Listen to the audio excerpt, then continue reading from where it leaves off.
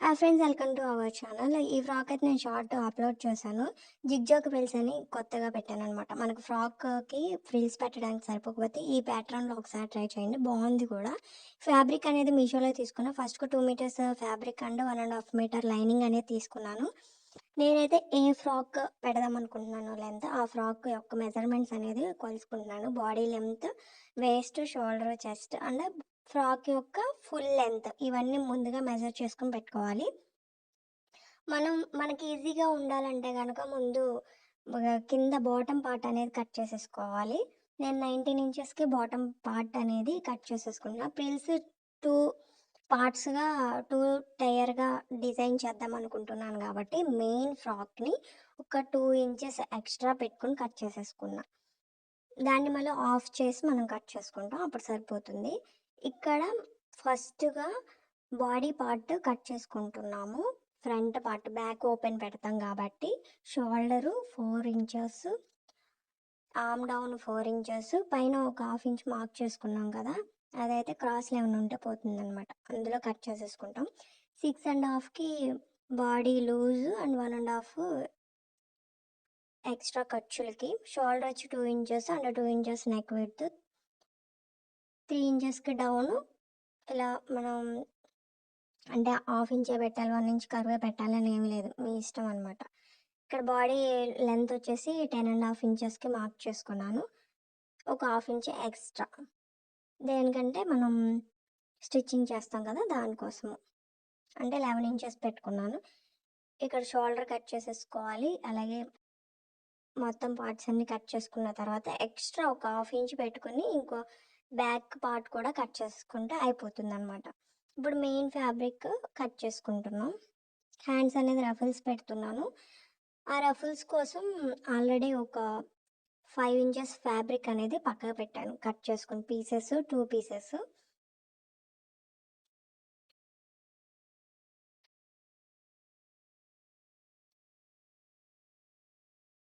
ఇక్కడ మనం body bottom అనేది కట్ చేసుకుంటున్నాం అనమాట. 20 ఇంచెస్. ఇక్కడ హాఫ్‌కి మనం ఫోల్డ్ చేసుకొని 22 పెట్టుకోవాలి. ఎందుకంటే మనం ఇటు ఖర్చులు, అటు ఖర్చులు పోతాయి కదా! హాఫ్‌కి ఇలా కట్ చేసేసుకుంటాం. 2 టైర్ కాబట్టి. 3 టైర్ అయితే 3కి పార్ట్‌గా డివైడ్ చేసుకొని 3 ఏసుకొని ఫుల్ లెంత్. దాని దానికి అలా వచ్చిన మెజర్‌మెంట్ బట్టి 3 పీసెస్ కట్ చేసుకుంటాం. ఇక్కడ అయిపోయింది కదా! ఇప్పుడు మనం స్టిచ్చింగ్ అనేది చేద్దాము. ఆల్రెడీ అన్ని వీడియోస్ నేను నేర్చుకుంటున్నాం కాబట్టి బాడీ పార్ట్. ఇక్కడ నెక్, షోల్డర్ అనేది నేను అంటే ఆర్మ్ హోల్ కూడా స్టిచ్చింగ్ చేసేస్తున్నాను. చేసేసి ఎక్స్ట్రా ఉన్న ఫ్యాబ్రిక్‌ని ఇలా కట్ చేసుకుంటాను. ఆర్మ్ హోల్ ఎందుకంటే మన హ్యాండ్స్ ఏయకపోతే ఆర్మ్ హోల్ కూడా కట్ చేసుకోవాలి. స్టిచ్ చేసుకొని కట్ చేసుకోవాలి. లేదు ఆర్మ్ హోల్ ఏదన్నా హ్యాండ్స్ వేస్తున్నామంటే ఆర్మ్ హోల్ అంటే స్టిచ్చింగ్ చేసుకొని కట్ చేసుకోక్కర్లేదు. నెక్ ఒకటి స్టిచ్ చేసుకొని రివర్స్ తిప్పుకుంటే సరిపోతుంది. కానీ నేను ఆల్రెడీ స్టిచ్ చేశాను. ఎక్స్ట్రా ఉన్న ఫ్యాబ్రిక్ కట్ చేసి ఇలా టక్స్‌లు ఇస్తున్నా. మన ప్రీవియస్ వీడియోస్‌లో కూడా ఉంటుంది. మీరు ఒకవేళ చూడకపోతే చూడండి. ఇక్కడ షోల్డర్ స్టిచ్ చేయం కదా! అయితే ఇప్పుడు మనం ఫ్యాబ్రిక్ పైన పార్ట్‌లో ఒక స్టిచ్ అనేది వేసేసుకుంటాం. లైనింగ్‌ని మెయిన్ ఫ్యాబ్రిక్‌ని అటాచ్ చేసేస్తాం. దీనివల్ల మనం ఏమన్నా స్టిచ్ చేయాలన్నా గానీ ఫ్యాబ్రిక్ కదలకుండా ఉంటుంది. మీకేమన్నా నచ్చితే ఈ ఫ్యాబ్రిక్ తీసుకోండి. బాగుంది. నేను కూడా తీసుకుంటాను. ఇది కస్టమర్ ఫ్యాబ్రిక్ కాబట్టి ఇలా స్టిచ్ చేస్తున్నాను. ఫ్యాబ్రిక్ అయితే చాలా బావుంది. రెడీమేడ్ స్టైల్ కూడా వచ్చింది ఫ్యాబ్రిక్. ఇలా టాప్ స్టిచ్, షోల్డర్ కూడా స్టిచ్ చేసేసుకోవాలి.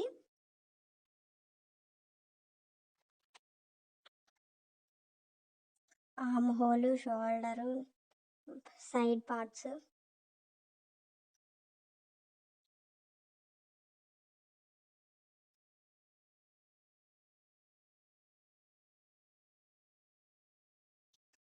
ఇప్పుడు లైనింగ్, మెయిన్ ఫ్యాబ్రిక్ సైడ్ కూడా అటాచ్ చేసేసుకుంటున్నాం. ఇక్కడ మనం ఒక హాఫ్ ఇంచు క్రాస్ తీసుకోవాలి బాడీ పార్ట్ అనేది. ఇందులో మిస్ అయింది క్లిప్. మీరు ఒకసారి చూసుకోండి. ఇలా ఫ్రంట్ పార్ట్ ఎలా అయితే స్టిచ్ చేసామో బ్యాక్ పార్ట్ కూడా అలాగే స్టిచ్ చేయాలి. ఇవన్నీ ఎక్స్ట్రా ఉన్న ఫ్యాబ్రిక్స్ తీసేసుకొని డాట్లనేవి కంపల్సరీ ఏసుకోవాలి. ఫ్రాక్ నుంచుంటుందనమాట. దానివల్ల ఫిట్టింగ్ అనేది పర్ఫెక్ట్‌గా వచ్చినట్టుంటది. ఇలా మిడిల్‌కి పెట్టుకొని ఒక 3 ఇంచెస్‌కి మనం ఇక్కడ నేను క్రాస్ తీసాను చూసారా? క్రాస్ అలాగే మనం డాట్‌లేసుకోవాలి. ఇక్కడ 3 ఇంచెస్‌కి మార్క్ చేసుకొని మీకు ఇంత మెజర్‌మెంట్ అనేవి అక్కర్లేదు. 3 ఇంచెస్ వరకు డాట్ ఏసుకోండి సరిపోద్ది. మీకు స్టిచ్ చేయగా అలవాటయిపోతుంది. ఇలా ఫోల్డ్ చేసి డాట్ వేసుకోవాలి. మీరు కూడా స్టిచ్ చేస్తూ ఉంటే టేప్‌తో అవసరం లేకుండానే స్టిచ్చింగ్ అనేది చేసేస్తారు. ఇప్పుడు ఫ్రంట్ పార్ట్ ఎలా స్టిచ్ చేసాం, బ్యాక్ పార్ట్ కూడా స్టిచ్ చేసుకోవాలి. షార్ట్‌లో అప్‌లోడ్ చేశాను కదా! అలా అనమాట. ఇక్కడ షోల్డర్స్ అనేవి జాయిన్ చేసేసుకున్నాను. ఇప్పుడు మనం మెయిన్ ఫ్యాబ్రిక్, లైనింగ్ ఫ్యాబ్రిక్ ఎడ్జెస్‌లో స్టిచ్చింగ్ అనేది చేసుకుంటాం. మెయిన్ ఫ్యాబ్రిక్ లాస్ట్ పీస్ ఉంటది కదా! దానికి జిగ్‌జాగ్ చేద్దాం అనుకుంటున్నా. సో, నేను జిగ్‌జాగ్ చేసుకుంటాను. ఈ లైనింగ్ ఫ్యాబ్రిక్ మాత్రం ఫోల్డ్ చేసుకొని స్టిచ్చింగ్ అనేది కంప్లీట్ చేసుకున్నా. 2 ఉంటాయి కదా! ఆ 2 కూడా మనం స్టిచ్చింగ్ అనేది చేసేసుకోవాలి.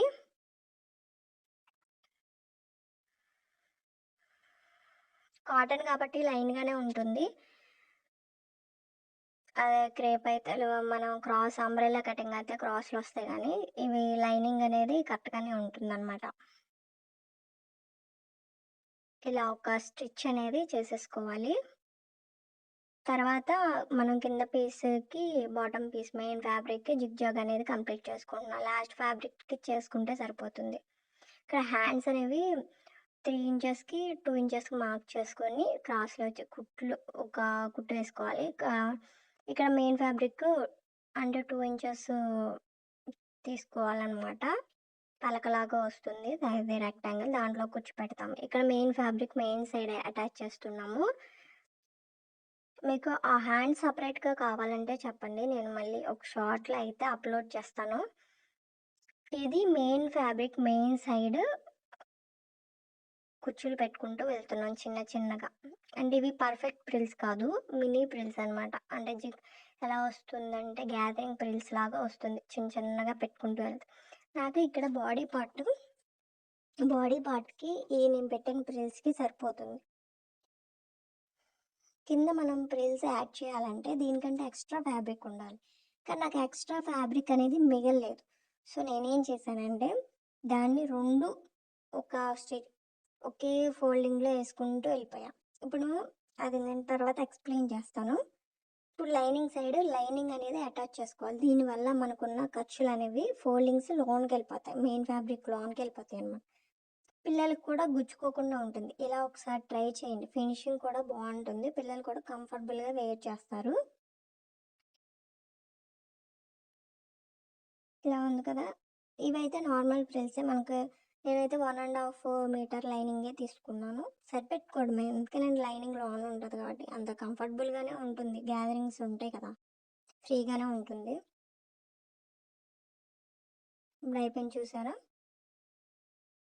ప్రిల్స్ అనేవి లోనకెళ్ళిపోతాయి. ఇలా అయిపోయిన తర్వాత ఫిట్టింగ్ కోసం ఫ్రాక్ ఫిట్టింగ్‌కి డోరీస్ అనేది కంపల్సరీగా పెట్టుకుంటే మంచిదనమాట. బేబీస్‌కి లూజ్‌గా ఉండాలి గదా! మనం ఫ్రాక్ వేర్ చేయాలన్నా వాళ్ళకి లూజ్‌గా ఉంటేనే కంఫర్టబుల్‌గా ఉంటుంది. ఇలా డోరీస్ రివర్స్ చేసుకొని స్టిచ్ చేసుకున్న తర్వాత మెయిన్ ఫ్యాబ్రిక్ ఫ్రంట్ సైడ్‌కి ఈ డోరీస్ అనేది అటాచ్ చేసుకోవాలి. మనం ఆల్రెడీ ప్రిల్స్ గ్యాదరింగ్ పెట్టాం కదా! అక్కడే అటాచ్ చేసుకుంటే సరిపోతుంది. నేను కింద ఇంకో లేయర్ యాడ్ చేయకుండానే ఇక్కడ మెయిన్ ఫిట్టింగ్ కుట్లనేవి ఏసేసుకుంటున్నాను. Main fabric main side, wrong side. అదే లైనింగ్ ఫ్యాబ్రిక్ అలా స్టిచ్ చేసుకోవాలి. సెపరేట్‌గా స్టిచ్ చేసుకోవాలి. అప్పుడు ఫ్లోయీగా ఉంటుంది. అడ్డుపడదనమాట. సెపరేట్‌గా ఉంటుంది. ఈ ప్రిల్స్ అనేవి 2 కలిపి ప్రిల్స్ పెట్టేసా. అందుకే అది జిగ్‌జాగ్ ప్యాటర్న్‌లో వచ్చింది. ఎందుకనంటే నేను పెట్టిన పైన ప్రిల్లు, కింద పెట్టిన ప్రిల్లు ఒకటే సేమ్ లెంత్ ఫ్యాబ్రిక్ కాబట్టి.